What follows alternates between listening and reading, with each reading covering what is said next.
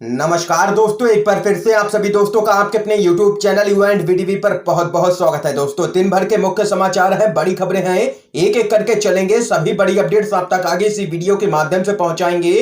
तो वहीं दोस्तों, खबरों की तरफ चलने से पहले आप लोगों से एक छोटा सा निवेदन है कि अगर आप लोग भी मोदी सरकार की जन विरोधी नीतियों का खुल करके जबरदस्त तरीके से विरोध करते हैं तो अभी इस वीडियो को लाइक कीजिए, लाल कलर के बटन को दबा करके चैनल को फ्री में सब्सक्राइब करके बेल के आइकन को जरूर दबाइए। दोस्तों, दरअसल पहली बड़ी खबर जान लेते हैं।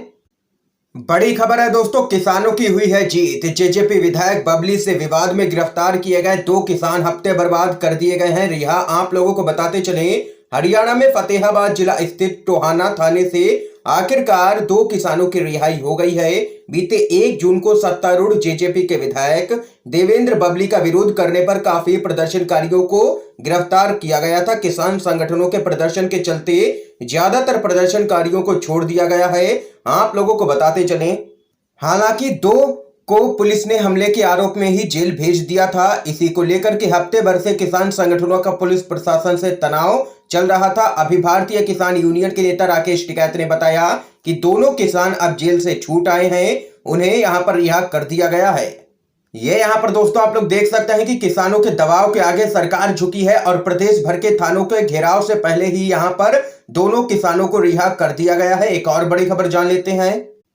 रिपोर्ट में बड़ा खुलासा, 10 से 33 विधायक टीएमसी के संपर्क में। बीजेपी नेतृत्व के लिए बंगाल में खड़ी हुई है पार्टी को बचाने की चुनौती। आप लोगों को बताते चलें, कहा जाता है कि राजनीति में बाजी पलटते देर नहीं लगती है। बात करें मार्च अप्रैल महीने की ही, जब ममता बनर्जी के भरोसेमंद सहयोगियों ने ही उनका साथ छोड़ना शुरू कर दिया था और उनको लग रहा था कि बीजेपी सत्ता में आ रही है। लेकिन जब 2 मई को वोटों की गिनती हुई तो ऐसा नहीं हुआ। उसके बाद बाजी कुछ यूं पलटी कि बीजेपी नेतृत्व के सामने राज्य में पार्टी को बचाए रखने की चुनौती खड़ी हो गई है। टीएमसी के जो नेता पार्टी छोड़ करके गए थे, जिनमें कुछ विधायक भी बन गए हैं, उनमें से ज्यादातर के टीएमसी में वापसी के लिए प्रयास किए जाने की बात सामने निकल के आ रही है। टीएमसी से 4 बार की विधायक रहीं और चुनाव के मौके पर बीजेपी में शामिल होने वाली सोनाली गुहा ने तो बाकायदा सार्वजनिक रूप से अपने इस कदम के लिए ममता बनर्जी से माफी भी मांग ली।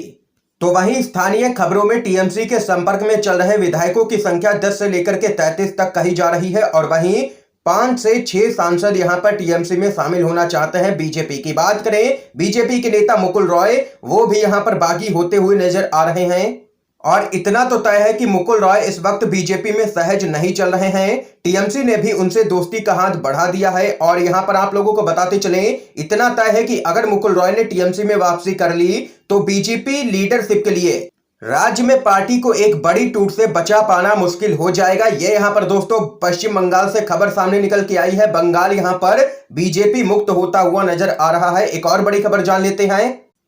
योगी आदित्यनाथ की कुर्सी पर है कई नेताओं की नजर, वही दे रहे हैं यूपी में सीएम बदलने की खबर। आप लोगों को बताते चले, उत्तर प्रदेश में नेतृत्व परिवर्तन को लेकर के भाजपा के वरिष्ठ नेताओं के बार बार इनकार के बावजूद पार्टी के सत्ता गलियारों में अटकलों का दौर थम नहीं रहा है। बीजेपी के सूत्रों के अनुसार इसके पीछे उनका हाथ है, जिनकी नजर योगी आदित्यनाथ की कुर्सी पर है। योगी आदित्यनाथ मंत्रिमंडल के भी कुछ नेता सीएम पद पर नजर गड़ाए हुए हैं। मुख्यमंत्री बनने की चाहत रखने वाले ऐसे नेता अब चुनाव से पहले संभावना तलाशने की कोशिश कर रहे हैं और बागी हो सकते हैं। लखनऊ में बदलाव की खबर और केंद्र में लंबे समय से लंबित कैबिनेट फेरबदल को लेकर के चल रही चर्चाओं ने महामारी और अन्य मुद्दों से लोगों का ध्यान ही हटा दिया है। तो वहीं आप लोगों को बताते चले, प्रधानमंत्री मोदी और योगी आदित्यनाथ इस समय आमने सामने हैं। माना जा रहा है कि भाजपा का शीर्ष नेतृत्व और प्रधानमंत्री मोदी जबरन एके शर्मा को महत्वपूर्ण पद पर बैठाने में कामयाब हो जाएंगे। योगी और मोदी के बीच छिड़ी यह जंग भले ही शांत हो जाए कुछ समय के लिए, लेकिन संघ और मोदी उत्तर प्रदेश में योगी का विकल्प खोजने में लगातार जुटे हुए हैं। इसलिए मोदी ने अपने विश्वास पात्र एके शर्मा को उत्तर प्रदेश की राजनीति में उतारा है और यहां पर योगी आदित्यनाथ की कुर्सी खतरे में बताई जा रही है सूत्रों के अनुसार। एक और बड़ी खबर आप लोगों को बताते चले दोस्तों, लाला रामदेव की बड़ी है मुश्किलें। बिहार से आईएमए की एक साथ 105 केस दर्ज कराने की बड़ी तैयारी। आप लोगों को बताते चले, इंडियन मेडिकल एसोसिएशन यानी कि आईएमए की बिहार शाखा ने 38 जिलों में फैली अपनी सभी 105 इकाइयों को लाला रामदेव के खिलाफ अलग अलग मामले दर्ज कराने का निर्देश दिया है। दरअसल दोस्तों रामदेव पर बिहार से 105 केस दर्ज कराने की बड़ी तैयारी है। आईएमए बिहार के सचिव डॉक्टर सुनील कुमार ने कहा है कि राज्य शाखा कुछ दिनों के भीतर मामला दर्ज करेगी और अन्य सभी इकाइयां जल्द ही ऐसा करेंगी। यह यहां पर दोस्तों देख सकते हैं कि बिहार से 105 यहां पर मामले दर्ज किए जाएंगे रामदेव के खिलाफ और यहां पर आईएमए ने खोल दिया है मोर्चा।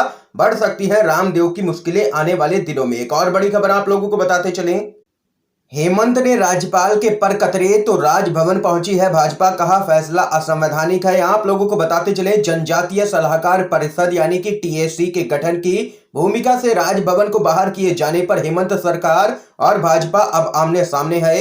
हेमंत सोरेन की सरकार ने नई नियमावली जारी कर टीएससी के गठन से राजभवन की भूमिका को पूरी तरीके से खत्म कर दिया है। इसके सदस्यों का मनोनयन अब टीएससी की पदेन अध्यक्ष के नाते मुख्यमंत्री ही करेंगे। हाँ, जनजातीय आबादी के विकास के लिए राज्यपाल को टीएससी की सलाह लेने का अधिकार रहेगा। यह यहां पर हेमंत सोरेन ने राज्यपाल के पर कतर दिए हैं। झारखंड से खबर सामने निकल के आई। एक और बड़ी अपडेट की तरफ चलते हैं दोस्तों, कर्नाटक भाजपा के अंदर हलचल देखने को मिल रही है दोस्तों। मुख्यमंत्री बदलने की अटकलों पर बोले हैं येदियुरप्पा, पार्टी कहेगी तो छोड़ दूंगा कुर्सी। आप लोगों को बताते चलें कर्नाटक के मुख्यमंत्री बीएस येदियुरप्पा ने सीएम बदलने की अटकलों के बीच कहा है कि जिस दिन शीर्ष नेतृत्व मुझसे पद छोड़ने की मांग करेगा उसी दिन मैं अपना इस्तीफा दे दूंगा। दरअसल दोस्तों आप लोगों को बताते चलें बीजेपी के कई विधायक यहां पर बागी चल रहे हैं कर्नाटक के अंदर और वो लगातार यहां पर मुख्यमंत्री बदलने की मांग कर रहे हैं।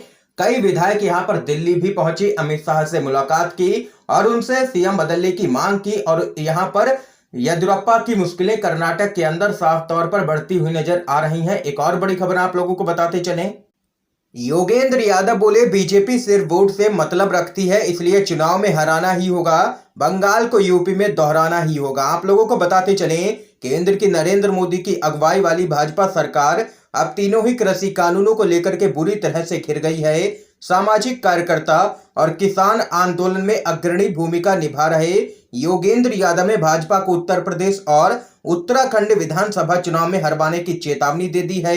एक साक्षात्कार के दौरान योगेंद्र यादव ने स्पष्ट रूप से कहा है कि अगर केंद्र सरकार ने तीनों ही कृषि बिल वापस नहीं लिए तो भाजपा का यूपी और उत्तराखंड के विधानसभा चुनावों में वही हश्र होगा जो कि पश्चिम बंगाल में हुआ है।